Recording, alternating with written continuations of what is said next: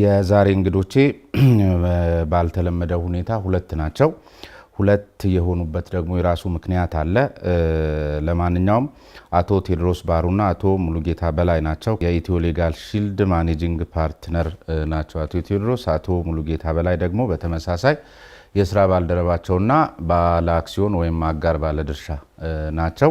ስለዚህ ምናልባት ለመጀመሪያ ጊዜ በፈርም ወይም በኩባንያ ደረጃ የተቋቋመ የህግ አገልግሎት የሚሰጥ ተቋም ነው ኢትዮ ሌጋል ሺልድ።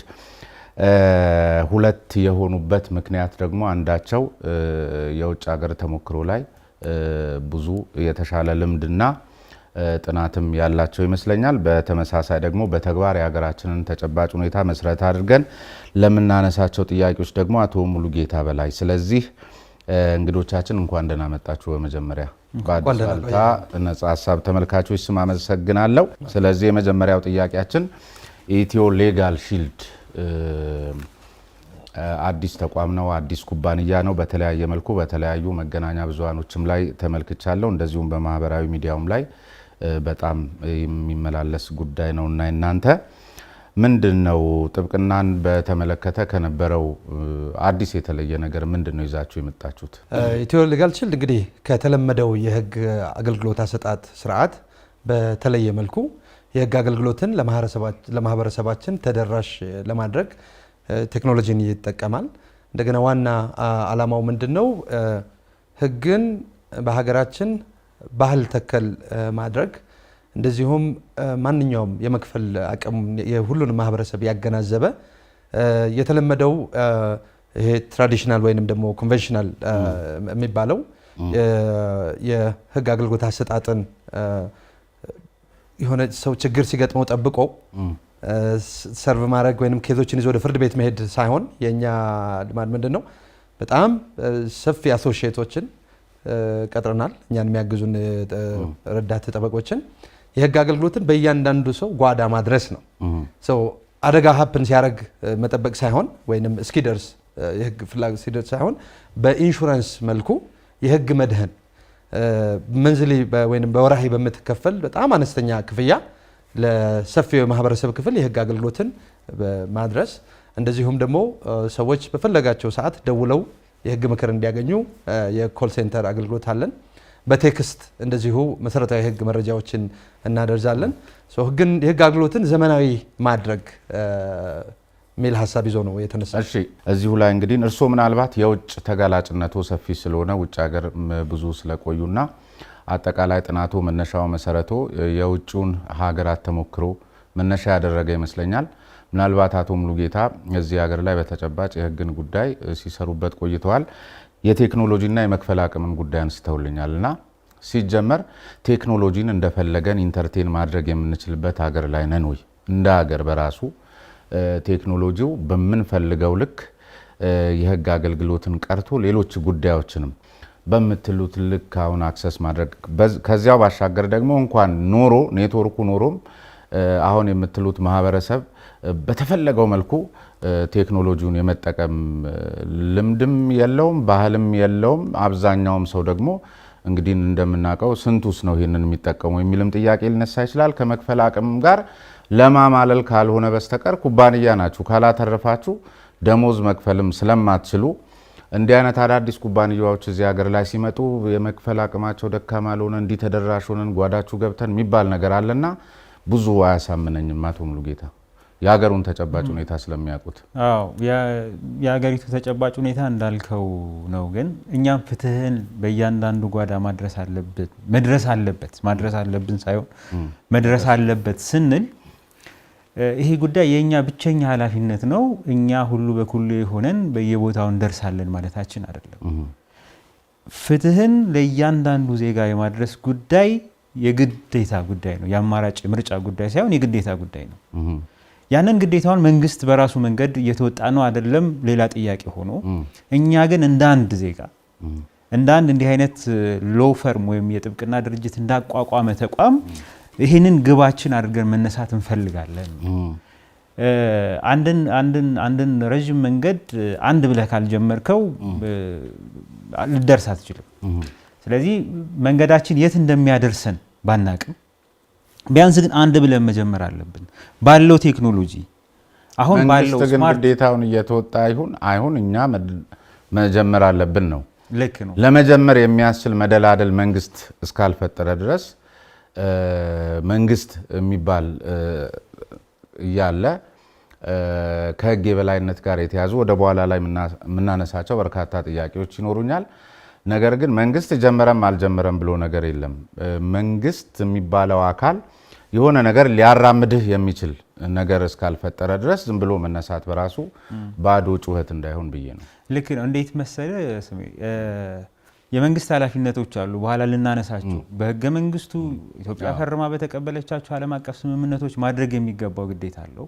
አሁን ስለሱ ግዴታ መወጣት አለመወጣት አይደለም የመጣ ነው። ግን እኛን በተመለከተ ለምሳሌ ስማርትፎን ያላቸው የኢትዮጵያውያን ቁጥር ስንት ነው ብለን አሁን ዳታ ባሊዝም 100 ሺህም ይሁን 500 ሺህም ይሁን 5 ሚሊዮንም ይሁን ይሄ ስማርትፎን የያዙ ሰዎችን ቢያንስ በቴክኖሎጂ ልንደርስ ብንችልበት አቅም ካለን ከነሱ መጀመር እንችላለን። ስማርትፎን ባይኖራችም ኖርማል ስልክም ያላቸውን ሰዎች መድረስ የምንችልበት እድል ካለ ያንን መድረስ እንችላለን። ለምሳሌ መንግስት መደላደል ያልፈጠረል መንግስት ስራህን እንዳሰራ የሚያውክህ ቦታ ሊኖር ይችላል። ግን በምትችለው መጠን ግን መስራት እንችላለን። ለምሳሌ ማህበራዊ ሚዲያን በደንብ መጠቀም ይቻላል። አንዱ ፍትህ ለእያንዳንዱ ዜጋ መድረስ አለበት ከምንልበት መንገድ አንዱ ማወቅ ነው። ማህበረሰባችን አንዱ መብቱን አሳልፎ ሊሰጥበት የቻለበት ምክንያት በመብቱ ሊሰራበት ያልቻለበት ምክንያት መብቱን የሚሰጡ ሰዎች መብቱን አለመስጠታቸው ብቻ ሳይሆን መብቱንም አለማወቁ ጭምር ነው ብለን እናምናለን። ስለዚህ እያንዳንዱ ዜጋ ስለ መብቱ ሲያውቅ የቱ ድረስ እንደሆነ ሲገባው አንዳንዱ እኮ ከመንግስት ጋር ያልተገናኘ መብት ሊሆን ይችላል። ከግለሰብ ለግለሰብ ግለሰብ ከድርጅቶች ጋር ያላቸው መብት ቢያንስ እንኳን ቢያውቁ ከመንግስት ጋር ያለውን በተመለከተ ጊዜ ይወስዳል፣ ያስቸግራል፣ መንግስት ካልተባበራችሁ ይቸግራችኋል እንኳን ብንባል ቢያንስ ግለሰብ ለግለሰብ ባለው መብት እንኳን እኔ እናንተ ባለን እውቀት ምክንያት እኔ ባለኝ የህግ እውቀት ምክንያት እኔ እናንተ ስንደራደር እኩል አቅም አይኖረንም። እኔ ተሻለ የመደራደር አቅም አለኝ። በምንዋዋልበት ጊዜ ያንተን መብት ለመውሰድ የኔን መብት የበለጠ ለማስጠበቅ የምችለውን ሁሉ ስለማደርግ አድቫንቴጅ ልወስድብህ እችላለሁ። ስለዚህ ህዝቡን በማሳወቅ ረገድ ነው አንዱ ማህበረሰቡን ወደ ፍትህ እናደርሳለን ስንል ማወቅ አለባቸው። ይሄን ለማወቅ ደግሞ አንድ እርምጃ ጨምረና እንደሳብ አያይዘው ይጨምሩልኛል አቶ ቴዎድሮስ። እኔ አሁን እያልኩ ያለሁት ከዛ በፊት መቅደም ያለባቸው ጉዳዮች አይኖሩም ወይ? አሁን በሀገራችን ተጨባጭ ሁኔታ ስንመለከት ለምሳሌ በህግ ዙሪያ ላይ እውቀት ያላቸው ልክ እናንተ ያቋቋማችሁትን አይነት ተቋም አቋቁማችሁ መታገልና የፍትህ ስርዓቱ መደላድል እንዲህ እስከ ማድረግ አኳያ ጠንከር ያለ ማህበር አቋቁሞ መታገልና መጀመሪያ ምቹ ሁኔታ መፍጠር አይሻልም ወይ? ምክንያቱም በራሱ ከመንግስት ፖሊሲ በተለይ ሶስቱ የስልጣን አካላት ጋር ያሉ መደበላለቆች በራሱ የእናንተን ስራ አንቆ ይይዛል የሚል እምነት ስላለኝ ከዚያ ባሻገር አሁን ቀደም ሲል እርስዎ እንዳሉት ስማርትፎን ኖረውም አልኖረውም አሁን ኢትዮጵያ ውስጥ በተጨባጭ በፍትህ ስርዓቱ ላይ ወይም በህግ ላይ እምነት ያጣበት ሁኔታ በርክቶ የሚታይ ይመስላል። ለዚህም ነው እንደውም አቶ ሙሉጌታ አንድ ቦታ ላይ ሲናገሩትም የሰማው ይመስለኛል የደቦ ፍርድ በራሱ አሁን መነሻ ምክንያቱ አንዱ እምነት ከማጣት በፍትህ ስርዓቱ ላይ ይመስላልና ይሄን መደላድል መፍጠሩ ላይ መጀመሪያ ጠንካራ ሚና ቢኖራችሁ አይሻልም ወይ? ቀደም ካለው ከተረሳው ጋር እንደ አንድ ኩባንያ ወይንም እንደ አንድ ኤልኤልፒ ብንለው ይሄ የማህበረሰብ የኩባንያ ማህበረሰባዊ ኃላፊነታችንን የመወጣት አንዱ አካል ነው። ምንድነው ህግ እኛ ሀገር ባህል አይደለም ተደራሽ አይደለም ስንል አሁን እስኪ ፍርድ ቤቶቻችንን እንተው፣ የአቃቤ ህግ ተቋምን እንተው፣ ሌላ ህግ አውጪውን ህግ አስፈጻሚውን እንደዚህ እንተውና እስኪ ጥብቅናው ኢንዱስትሪ ላይ ብቻ ፎከስ ስናደርግ ምን ይመስላል ምንድነው ያለበት ደረጃ ብለህ ስታየው ለምሳሌ 2020 ላይ በተሰራ አንድ ጥናት ኢትዮጵያ ውስጥ የኔዘርላንድ ተቋም ነው ዘ ሄግ ኢንስቲትዩት ፎር ኢኖቬቲቭ ሌጋል ሰርቪስ የሚባል ተቋም ነው። በተለያዩ ዓለም ሀገራት ላይ እየዞረ የህግን ፍላጎት የፍትህን ፍላጎት እና ያለውን አቅርቦት ያጠናል። አሜሪካ ላይ፣ ካናዳ ላይ፣ ብዙ የአፍሪካ ሀገሮች፣ ሙሉ አውሮፓ ላይ ጥናት አድርጓል ይሄ ተቋምና ኢትዮጵያ ላይ በአንድ ዓመት ውስጥ ይላል ወደ 7 ሚሊዮን የሆኑ የሌጋል ኢሹስ ወይም ደግሞ የፍትህን የህግ አገልግሎት የሚፈልጉ ጉዳዮች ይነሳሉ ይላል። ከነዚህ ውስጥ ወደ ፍርድ ቤት የሚያመሩት ከ13% ያነሱ ናቸው ይላል። እንደዚሁም የጠበቃ አገልግሎት የሚያገኙት ወይም የህግ ምክር በባለሙያ የሚታዩት ደግሞ ከ1% ያነሰ ነው ይላል። እንዴት እንግዲህ አስደንጋጭ እንደሆነ ይሄው ኬዞች ሄደው ነው ፍርድ ቤት ላይ አሁን ከአቅም በላይ ሆነው። ለምሳሌ ሰበር ችሎታችንን ብናይ እንግዲህ በአመት ጥቂት ኬዞች ላይ የህግ መስጠት መሰረታዊ የህግ ስህተት ላይ ፕሬሲደንት የሚሆን ውሳኔ የሚሰጠው ተቋም አሁን ላይ ሰበር ችሎት እንኳን የሰበር ችሎት የውዝፍ መዝገቦች ሰበር ችሎት የሚል አቋቁሟል። ፍርድ ቤቶቻችን እንደምታውቀው ኬዙ ረጅም ጊዜ ነው የሚወስደው። ሁለተኛ ደግሞ በጣም ኮስቲ ነው ከጊዜ አንጻር በጣም በርደን አለበት። ያ ደግሞ የውሳኔ ጥራት ላይ ትልቅ ኮምፕሮማይዝ የሚያደርግ ነው። እንዳልከው ማህበረሰቡ ፍርድ ቤቶቻችን ላይ ወይም የህግ አገልግሎቱ ላይ አጠቃላይ እምነት ያጣ ነው። ግን ጥብቅናው ኢንዱስትሪ ምን ይመስላል ብለን ስናይ ይህንን ፕሮአክቲቭ ነው ወይ እና ኢኖቬቲቭ ነው ወይ ቴክኖሎጂን ይጠቀማል ወይ?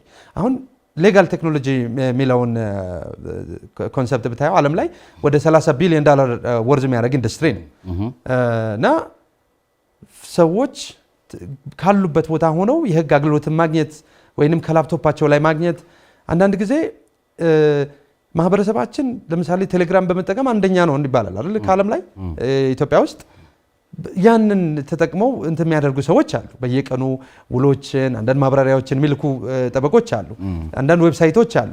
ነገር ግን አብዛኛው ምን ይመስላል ስትለው አንድ ያለው ልማድ ከግማሽ ክፍለ ዘመን ያልዘለለ ነው። ዘመናዊ እንግዲህ የህግ አገልግሎት ከጀመረ እንደዚሁ ይሄ ደግሞ ተደራጅቶ አብሮ የመስራት ነገር አልተፈቀደም ነበር። እንግዲህ አሁን በዚህ በሪፎርሙ ነው አዲስ ህግ ወጥቶ ጥብቅና የጠበቆች ማህበርም የፌዴራል ጠበቆች ማህበር በህግ የተደራጀው እንደዚሁም ጠበቆች በአንድ ላይ መጥተው በኤልኤልፒ ፎርም አድርገው መስራት የተፈቀደ። ስለዚህ ያ ምን ይመስላል ወይ? አብዛኞቻችን ኢትዮጵያ ውስጥ ያለው የሊቲጌሽን ያለው ጠበቃ ከ98% በላይ የሊቲጌሽን ሎየር ነው። እንግሊዝ ሀገር ላይ ብትሄድ ደግሞ 91%ቱ ምንድነው የሚባለው ይሄ ሶሊሲተሮች ናቸው። ምን ማለት ነው? ያ ከኬዞችን ፕሪቨንት የሚያደርግ ነው። ውሎችን ቀድሞ የሚያይ ነው። ውሎችን ቀድሞ የሚደራደር ነው።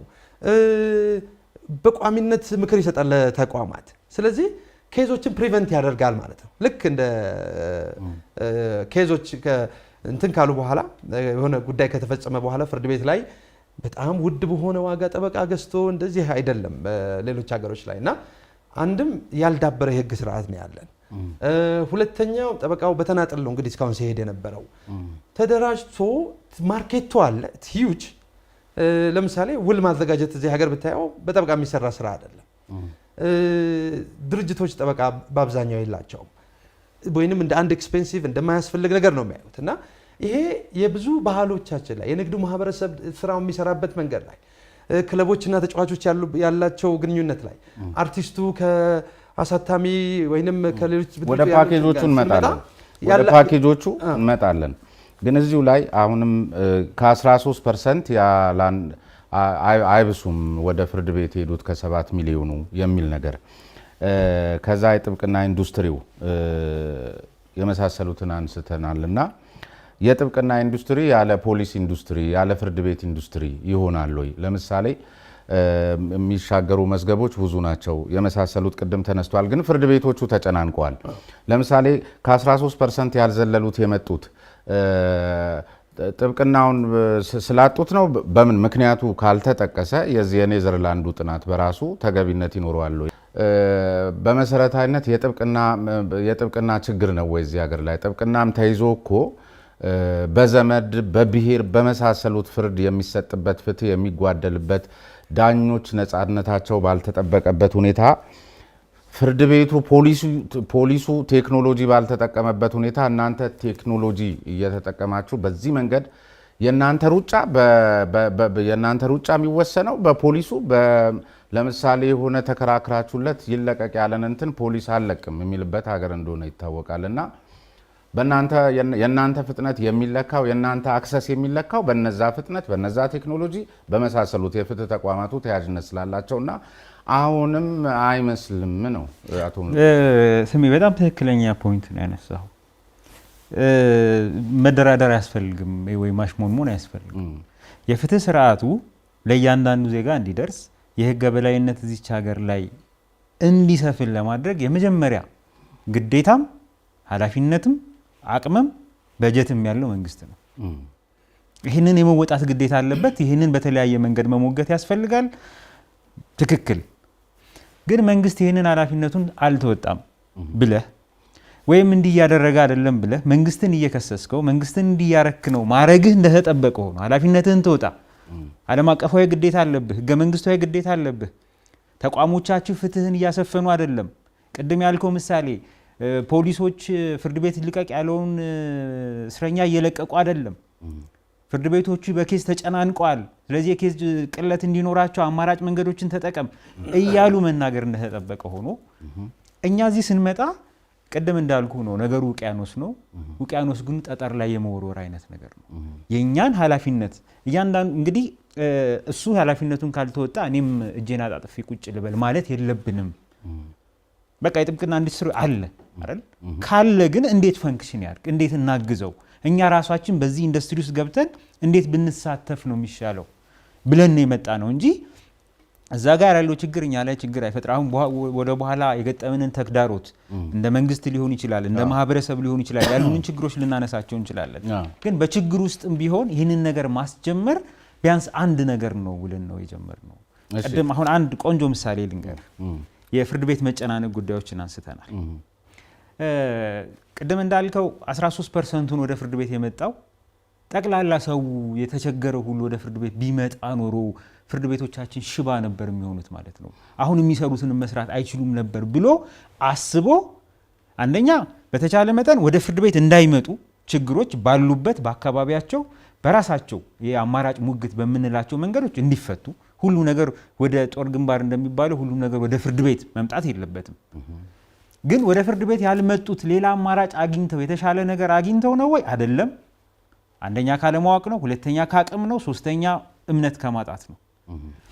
ግን እንደዛም ሆኖ የመጡትን 13% ራሱ ብናየው ፍርድ ቤቶቻችንን አጨናንቋቸዋል። አንድ ዳኛ በቀን 20-30 መዝገብ ነው። አዎ፣ ለምን ተጨናነቁ? የጥብቅና እጦት ሳይሆን የዳኛም እጥረት። ለምሳሌ አንዱን ሪፖርት በቀደም ስመለከት ወደ 370 ዳኞች ብቻ ናቸው በፌዴራል ደረጃ ያሉትና የጥብቅናውን ፕሮፖርሽን ቀደም ሲል አቶ ቴዎድሮስን በእንግሊዝ ሀገር የመሳሰሉትን ሲያነሱልኝ በጣም ልዩነት አለን እና እንደሱ አይነት ነገር ስለሚስተዋል በእናንተ ልክ ይሆናሉ የሚለውን ከዚህ ከቴክኖሎጂም ጋር ተያይዘው እንደው ጨምረው ቀደም ሲል የረሳሁት ነገር ከቴሌግራም ጋር የተያዘ ነገር አለ። አንዳንድ ጊዜ እንዳንታለል ብዬ ነው።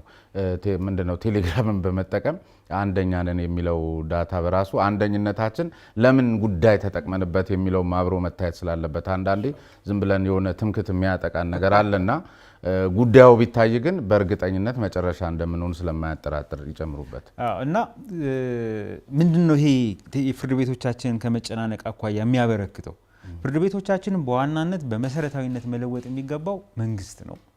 አንድ ነፃነታቸውን በመስጠት ሁለት አስፈላጊውን የሰው ኃይልና በጀት በመመደብ በቂ የሰው ቁጥር እንዲኖራቸው ቴክኖሎጂን በደንብ እንዲጠቀሙ ለማህበረሰቡ ተደራሽ እንዲሆኑ የማድረግ የመጀመሪያ ኃላፊነት የመንግስት መሆኑ እንደተጠበቀ ሆኖ ግን ማህበረሰባችን ወደ ፍርድ ቤት ከመሄዱ በፊት እኛ ይዘን የመጣነው አፕሮች ምንድን ነው?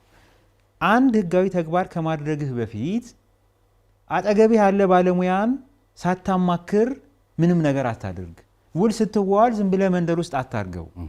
ቢያንስ ከቻልክ ነፃ አገልግሎት የሚሰጡ አቅም ካለ ከፍለህ የተለያዩ አማራጮችን ተጠቅመ በተቻለ አቅም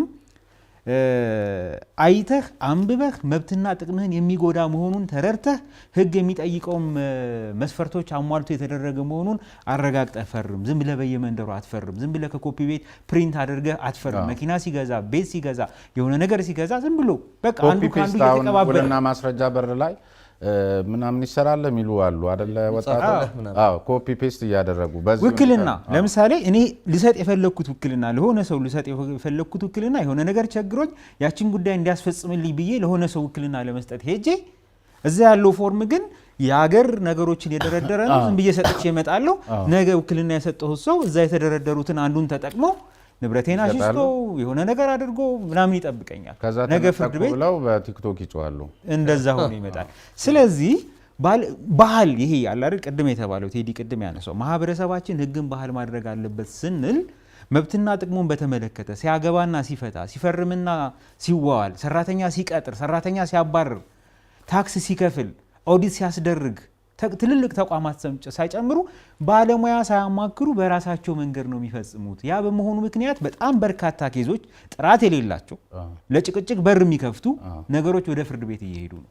ይሄ ግን ካልቸሩ ተቀይሮ ሰዎች በህግና በስርዓት ነገሮችን ቢያከናውኑ አንድ ነገር ከማድረጋቸው በፊት ባለሙያ ቢያማክሩ አንደኛ መብትና ጥቅማቸውን ስለሚያውቁ የሚሆነው የማይሆኑ ነገር ወደ ፍርድ ቤት ይዘዋሉ። ሁለት ቢሄድ እንኳን ጥራት ያለው ነገር ነው ወደ ፍርድ ቤት የሚሄደው። ፍርድ ቤቶች ውሳኔ ለመስጠት አይቸገሩም።